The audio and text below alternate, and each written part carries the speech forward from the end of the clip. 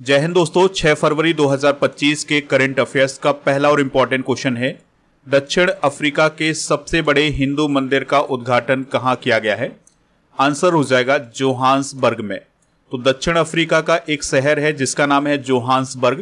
तो वहां पर साउथ अफ्रीका का सबसे बड़ा हिंदू मंदिर बनकर के तैयार हुआ है और उसका उद्घाटन भी किया जा चुका है। ये मंदिर किसने बनवाया है? तो बोचा सनवासी अक्षर पुरुषोत्तम स्वामी नारायण संस्था या BAPS संस्था ने बनवाया है। तो इस प्रकार से जोहान्सबर्ग में जो मंदिर बनाया गया है यह दक्षिण अफ्रीका का सबसे बड़ा हिंदू मंदिर है। दोस्तों, पूरे अफ्रीका कॉन्टिनेंट में 35 BAPS मंदिरों का एक नेटवर्क बनाया जा रहा है। तो उसी 35 मंदिरों में से एक मंदिर बनाया गया है जोहान्सबर्ग में। अगर हम साउथ अफ्रीका की बात करें तो यहाँ पर BAPS संस्था के द्वारा 7 मंदिर बनाए जा रहे हैं। तो उन्हीं 7 मंदिरों में से एक मंदिर है जो जोहान्सबर्ग में बनाया गया है। कुछ और मंदिरों की बात करें तो जो दिल्ली का अक्षरधाम मंदिर है ये भी BAPS संस्था के द्वारा बनवाया गया है और दिल्ली के अक्षरधाम मंदिर का उद्घाटन 2005 में किया गया था। दोस्तों, BAPS संस्था के द्वारा 2024 में UAE की राजधानी अबू धाबी में भी पहला हिंदू मंदिर खोला गया है। अच्छा, दुनिया के सबसे बड़े हिंदू मंदिर की बात करें तो ये कंबोडिया के अंकोर में स्थित है जिसे हम अंकोर वाट मंदिर बोलते हैं। बात हुई है साउथ अफ्रीका की, तो इसके बारे में हम कुछ बेसिक जानकारी डिस्कस कर लेते हैं। तो सबसे पहले आप ये समझ लें कि ये जो साउथ अफ्रीका है ये अफ्रीका कॉन्टिनेंट में है। इसकी 3 कैपिटल हैं। पहली है केप टाउन, दूसरी है प्रीटोरिया, तीसरी है ब्लॉमफोंटेन। और दोस्तों, जो साउथ अफ्रीका है ये अफ्रीकी कॉन्टिनेंट के सबसे साउथ में है, इसलिए इसका नाम भी साउथ अफ्रीका है। राष्ट्रपति कौन है? Cyril Ramaphosa. और करेंसी क्या है? रैंड। दोस्तों, दक्षिण अफ्रीका का सबसे प्रसिद्ध नेशनल पार्क है जिसका नाम है क्रूगर नेशनल पार्क। ये कई बार एग्जाम में भी पूछा गया है कि जो क्रूगर नेशनल पार्क है ये कहां पर है, तो ये साउथ अफ्रीका में है। दोस्तों, भारत में कुनो नेशनल पार्क के लिए 12 चीते 18 फरवरी 2023 को साउथ अफ्रीका से लाए गए थे। और जो कुनो नेशनल पार्क है ये कहां पर है? मध्य प्रदेश में। आप इस पूरे लेक्चर को बहुत ही ध्यान से लास्ट तक देखिएगा। लास्ट में आपसे क्वेश्चन पूछा जाएगा जिसका आंसर कमेंट बॉक्स में बताना है। अगर आप चैनल पर पहली बार आए हैं तो सब्सक्राइब कर लें, बेल आइकन भी दबा लें जिससे आपको समय पर सबसे पहले नोटिफिकेशन मिल सकेगा। जो लोग हमसे नए जुड़ रहे हैं उनके लिए बता दें कि आप स्टडी करके ऐप को इंस्टॉल कर लें। इसका लिंक डिस्क्रिप्शन बॉक्स में दिया गया है या फिर आप प्ले स्टोर से भी इसको इंस्टॉल कर सकते हैं। तो ऐप पर आपको paid course, e book, test series, daily current affairs की PDF, क्लास नोट और कोर्स एंड PDF मिल जाएगा। तो स्टडी करके जितनी भी वीडियो है उनका PDF आपको यहाँ पर मिलेगा।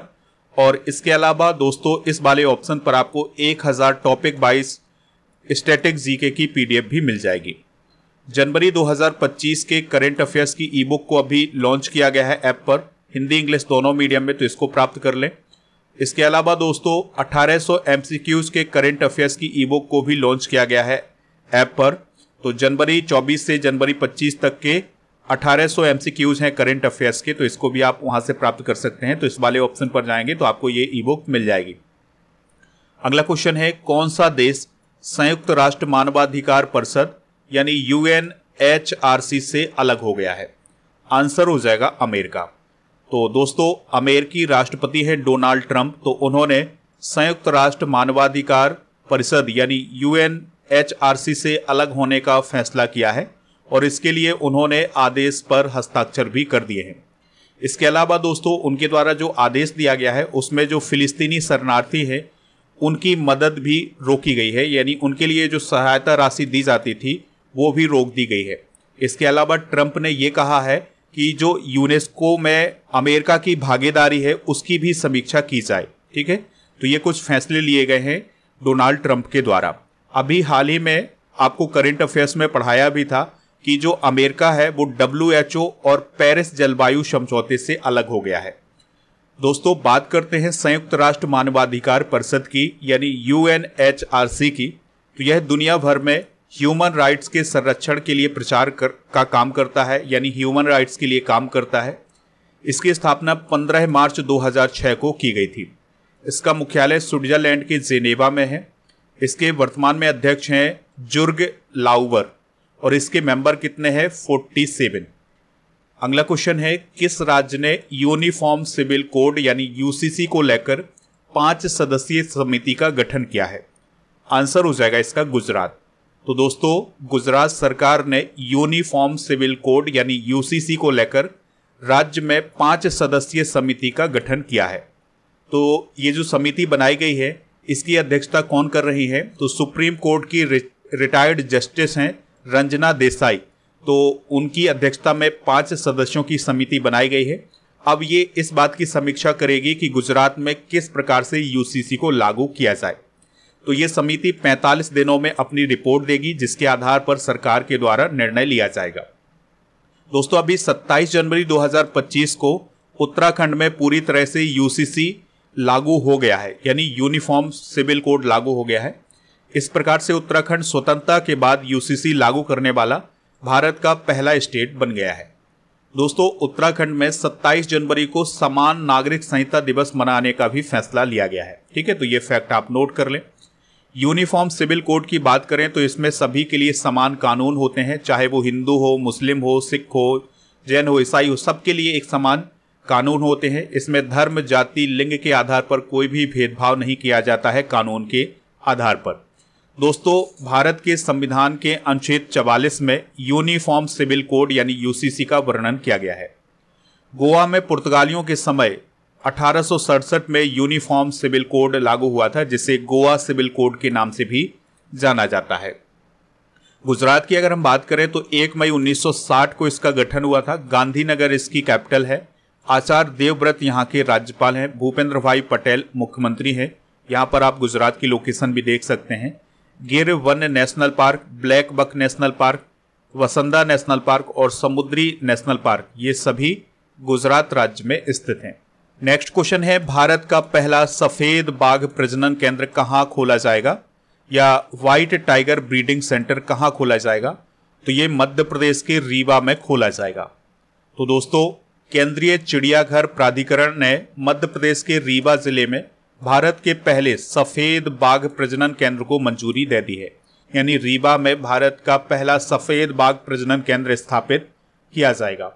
इस प्रोजेक्ट पर 2011 से कार्य हो रहा है, लेकिन अभी इसको मंजूरी मिली है। दोस्तों, ये जो प्रजनन केंद्र स्थापित किया जाएगा, यह गोविंदगढ़ में स्थापित किया जाएगा। जो गोविंदगढ़ नामक स्थान है, यह मुकुंदपुर के सफेद टाइगर सफारी के पास स्थित है। ठीक है, तो मध्य प्रदेश का जो मुकुंदपुर है, वहां पर व्हाइट टाइगर सफारी है, तो उसी के पास ये प्रजनन केंद्र स्थापित किया जाएगा। मध्य प्रदेश के रीवा की बात करें तो इसे सफेद बाघों की भूमि भी कहा जाता है। 1951 में गोविंदगढ़ जंगल में महाराजा मार्तंड सिंह जूदेव द्वारा मोहन नामक अंतिम ज्ञात जंगली सफेद बाघ की खोज की गई थी। चलिए कुछ इंपॉर्टेंट करंट अफेयर्स डिस्कस करते हैं। तो दोस्तों, सितंबर 2025 तक भारत का पहला एकीकृत अपशिष्ट प्रबंधन शहर कौन बनेगा? गोरखपुर। दुनिया के पहले ओम आकार के मंदिर का उद्घाटन कहाँ किया गया है? राजस्थान के पाली जिला में। हाइब्रिड पिच तकनीक का उपयोग करने वाला पहला स्टेडियम कौन बना है? धर्मशाला, जो कि हिमाचल प्रदेश में है। 4 दिन वर्क वीक वाला एशिया का पहला देश कौन बना है? सिंगापुर। दोस्तों, दुनिया की पहली वैदिक घड़ी कहाँ स्थापित की गई है? उज्जैन, मध्य प्रदेश में। नेक्स्ट क्वेश्चन है, भारत ने 2025 के लिए संयुक्त राष्ट्र के नियमित बजट में कितना योगदान दिया है? आंसर हो जाएगा 37.64 मिलियन डॉलर का। यानी भारत ने संयुक्त राष्ट्र के बजट में कितना योगदान दिया है? 37.64 मिलियन डॉलर का।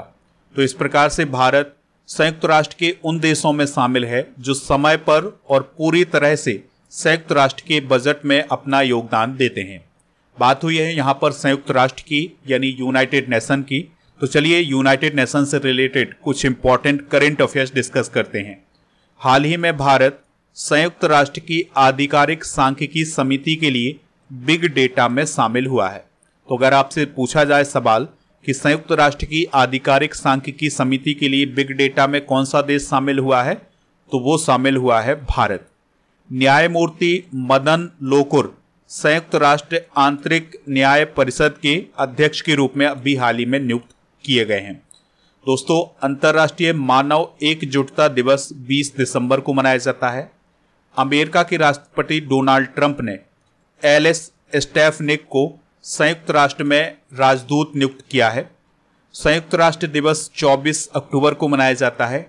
इजराइल ने संयुक्त राष्ट्र के जो प्रमुख हैं या महासचिव हैं एंटोनियो गुटेरस, तो उन पर अभी हाल ही में बैन लगाया है, यानी कि इजराइल में संयुक्त राष्ट्र के प्रमुख नहीं जा सकते हैं, इस पर बैन लगाया है। संयुक्त राष्ट्र रिपोर्ट के अनुसार 2060 के दशक में भारत की जनसंख्या 1.7 बिलियन तक पहुंच सकती है। संयुक्त राष्ट्र लोक सेवा दिवस 23 जून को मनाया जाता है। संयुक्त राष्ट्र ने 2025 को क्वांटम विज्ञान और प्रौद्योगिकी का अंतर्राष्ट्रीय वर्ष घोषित किया है। अगला क्वेश्चन है, वैश्विक न्याय शिखर सम्मेलन 2025 का आयोजन कहाँ किया जाएगा? तो इसका आयोजन दुबई यूएई में किया जाएगा। तो वैश्विक न्याय शिखर सम्मेलन का आयोजन दुबई यूएई में किया जाएगा और यह सम्मेलन अप्रैल 2025 में होगा। तो ये जो सम्मेलन आयोजित किया जाएगा, इस कार्यक्रम में 2800 शांति रक्षक और 10 नोबेल पुरस्कार विजेता राष्ट्राध्यक्ष और धार्मिक नेता शामिल होंगे। ठीक है, तो वो वैश्विक न्याय पर चर्चा करेंगे। भारत 2026 में 28वें कॉमनवेल्थ देशों के संसदों के अध्यक्षों और पदेन अध्यक्षों के सम्मेलन की मेजबानी करेगा, यानी CSPOC की मेजबानी 2026 में कौन करेगा? भारत करेगा। विकसित भारत युवा नेता संवाद 2025 नई दिल्ली में आयोजित किया गया है। आर्टिफिशियल इंटेलिजेंस एक्शन समिट 2025 का आयोजन पेरिस, फ्रांस में किया जाएगा। 24वीं बिम्स्टेक वरिष्ठ अधिकारियों की बैठक 2024 में थाईलैंड में आयोजित की गई थी। विश्व आयुर्वेद कांग्रेस 2024 का आयोजन उत्तराखंड के देहरादून में किया गया है। दोस्तों, आप हमारे टेलीग्राम चैनल को ज्वाइन कर लें। टेलीग्राम चैनल का नाम है स्टडी कर ऑफिशियल। तो टेलीग्राम पर यह सर्च करके आप हमसे ज्वाइन हो सकते हैं। अगला क्वेश्चन है, हाल ही में अंतर्राष्ट्रीय बिग कैट अलायंस लागू हुआ है, इसमें भारत सहित कितने देश शामिल हैं? आंसर हो जाएगा 27 देश। तो दोस्तों, अंतर्राष्ट्रीय बिग कैट अलायंस यानी IBCA आधिकारिक तौर पर अब लागू हो गया है। तो दोस्तों, ये जो अलायंस बना है यह संधि आधारित अलायंस है, यानी कि जो भी देश इसमें शामिल होगा वो एक संधि के तौर पर शामिल होगा। दोस्तों, अभी 5 देशों ने इसके फ्रेमवर्क समझौते का समर्थन किया है, जिसमें निकारागुआ और इस्वातिनी, भारत, सोमालिया और लाइबेरिया शामिल हैं। ठीक है, तो इन 5 देशों ने इस फ्रेमवर्क समझौते पर अपना समर्थन दिया है। और IBCA की बात करें, यानी कि अंतर्राष्ट्रीय बिग कैट अलायंस की बात करें, तो इसका उद्देश्य है 7 बड़ी बिल्लियों, जिसमें टाइगर, शेर, तेंदुआ, हिम तेंदुआ, चीता, जगुआर और प्यूमा, इनका संरक्षण करना है। यानी कि अंतर्राष्ट्रीय बिग कैट अलायंस के द्वारा इन्हें 7 प्रकार की बड़ी बिल्लियों का संरक्षण किया जाएगा। और IBCA का मुख्यालय कहाँ बनाया जाएगा? तो इसका मुख्यालय भारत में बनाया जाएगा। अब तक भारत सहित 27 देशों ने इसमें शामिल होने के लिए सहमति दी है। दोस्तों, जो IBCA है इसको प्रधानमंत्री नरेंद्र मोदी जी के द्वारा 9 अप्रैल 2023 को प्रोजेक्ट टाइगर के 50 साल पूरे होने के उपलक्ष्य में एक कार्यक्रम के दौरान शुरू किया गया था। यानी कि 2023 में ये अलायंस शुरू किया गया था, लेकिन अब इसे आधिकारिक तौर पर लागू किया गया है। अगला क्वेश्चन है, चमन अरोड़ा को किस भाषा में साहित्य अकादमी पुरस्कार 2024 दिया गया है? आंसर हो जाएगा डोंगरी में। तो चमन अरोड़ा को एक और अश्वत्थामा के लिए साहित्य अकादमी पुरस्कार 2024 दिया गया है और इन्हें डोंगरी भाषा में दिया गया है। इस पुरस्कार के अंतर्गत उन्हें 1 लाख रुपए का नगद पुरस्कार दिया जाएगा। दोस्तों, यह पुरस्कार उन्हें 8 मार्च 2025 को नई दिल्ली में प्रदान किया जाएगा। बात हुई है यहाँ पर डोंगरी भाषा की, तो यह जम्मू कश्मीर, हिमाचल प्रदेश और पंजाब के कुछ हिस्सों में बोली जाती है। डोंगरी की बात करें तो जम्मू और कश्मीर की आधिकारिक भाषाओं में से एक भाषा है। दोस्तों, बात हुई है यहाँ पर साहित्य अकादमी पुरस्कार की, तो यह पुरस्कार पहली बार 1955 में प्रदान किए गए थे और यह पुरस्कार 24 भाषाओं में दिए जाते हैं। तो भारतीय संविधान की 8वीं अनुसूची में जो 22 भाषाएं शामिल हैं उसमें इसके अलावा अंग्रेजी और राजस्थानी में भी यह प्रदान किया जाता है। 2024 में जो साहित्य अकादमी पुरस्कार दिए गए हैं उनमें हिंदी का साहित्य अकादमी पुरस्कार दिया गया है गगन गिल को, उनकी कविता जब तक आई बाहर के लिए। अंग्रेजी का दिया गया है ईस्टरिन क्रे को और उनके उपन्यास स्प्रेट नाइट के लिए। गुजराती का दिया गया है दिलीप झाबेरी को भगवान मी वातों के लिए। मैथिली का दिया गया है महेंद्र मलंगिया को। मराठी का सुधीर रसाल को। संस्कृत का दिया गया है दीपक कुमार शर्मा को और कोंकणी का दिया गया है मुकेश थली को। ठीक है, तो ये साहित्य अकादमी पुरस्कार आप नोट कर लें। अगला क्वेश्चन है टाटा स्टील मास्टर्स 2025 शतरंज का खिताब किसने जीता है?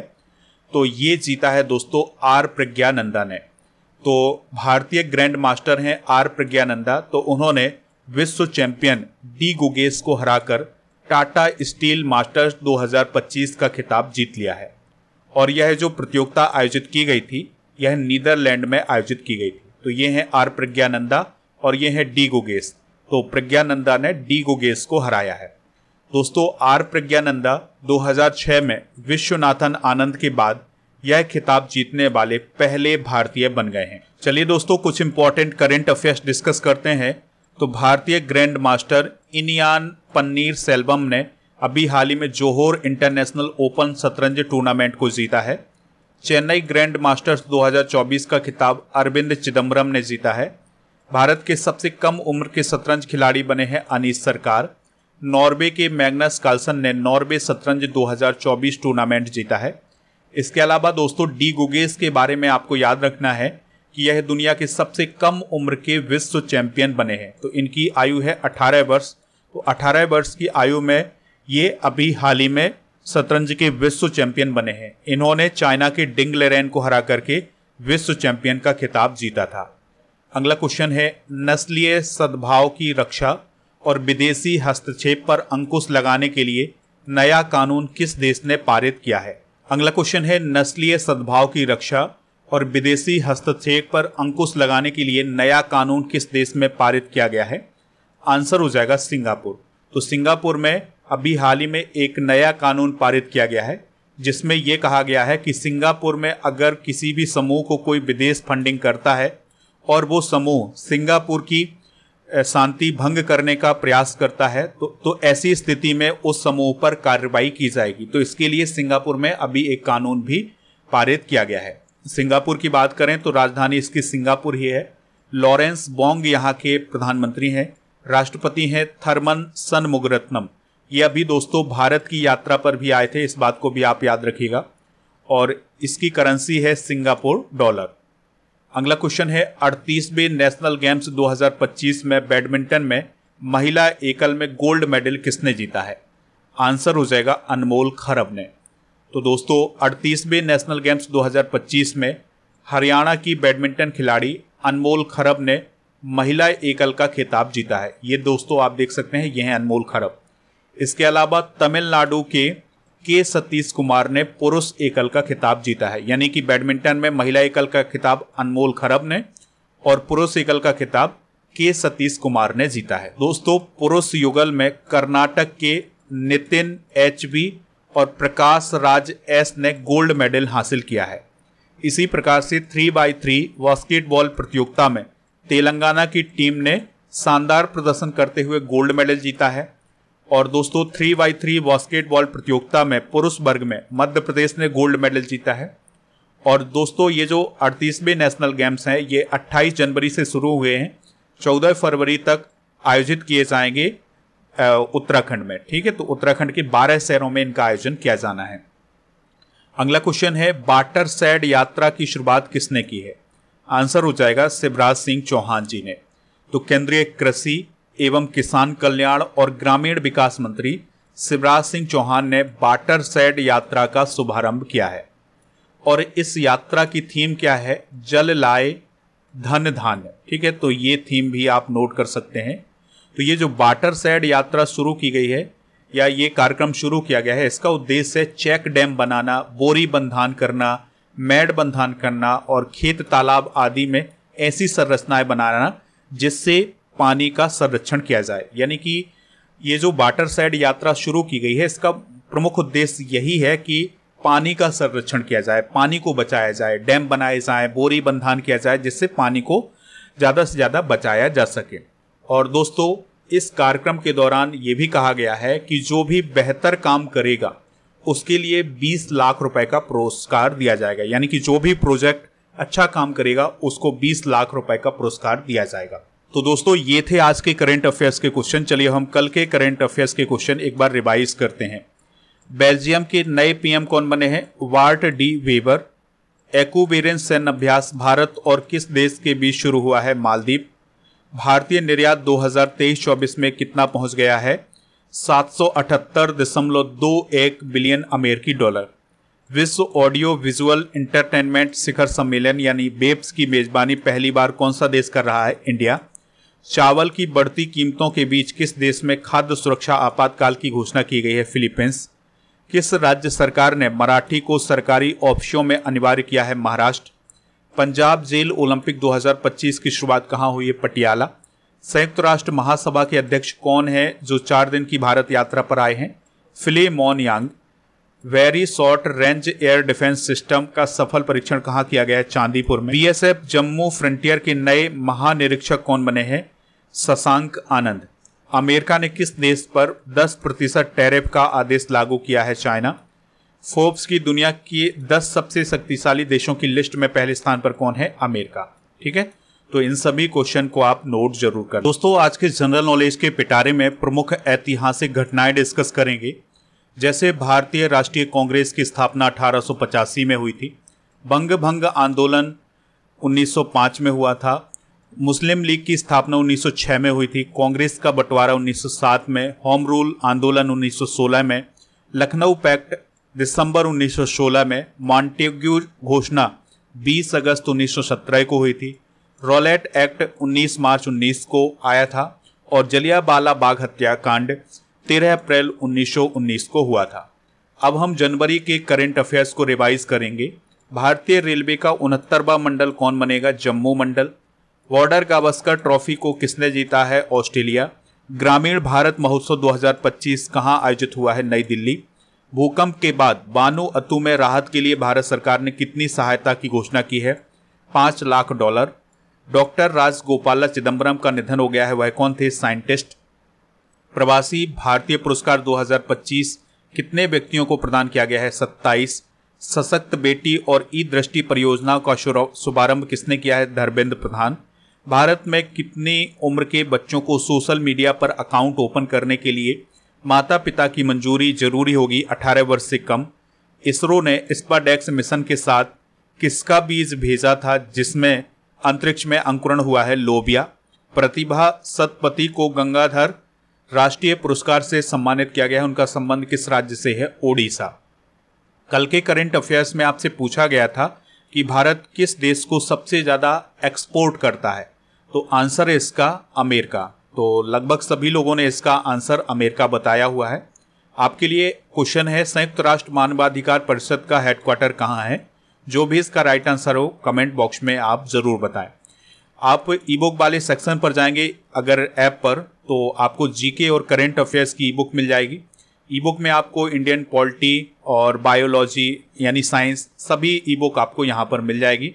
तो इस ई बुक को प्राप्त करने के लिए आप ऐप को इंस्टॉल कर लें। ई बुक वाले सेक्शन पर जाएंगे तो ये सभी ई बुक आपको यहाँ पर मिल जाएगी। इसके अलावा ईयरली करंट अफेयर्स की ई बुक यानी 12 महीने के करंट अफेयर्स की ई बुक आपको हिंदी इंग्लिश दोनों मीडियम में मिल जाएगी। टेस्ट पास मिल जाएगा ऐप पर, जिसमें 4000 से अधिक टेस्ट मिलेंगे 1 वर्ष की वैलिडिटी के साथ। ऐप पर बहुत सारे कोर्स लॉन्च किए गए हैं, जैसे GK GS foundation batch, MP TET, Vyapam, SSC, math, railway और बैंकिंग और इंग्लिश और इसके अलावा दोस्तों रीजनिंग, ये सभी कोर्स आपको ऐप पर मिल जाएंगे।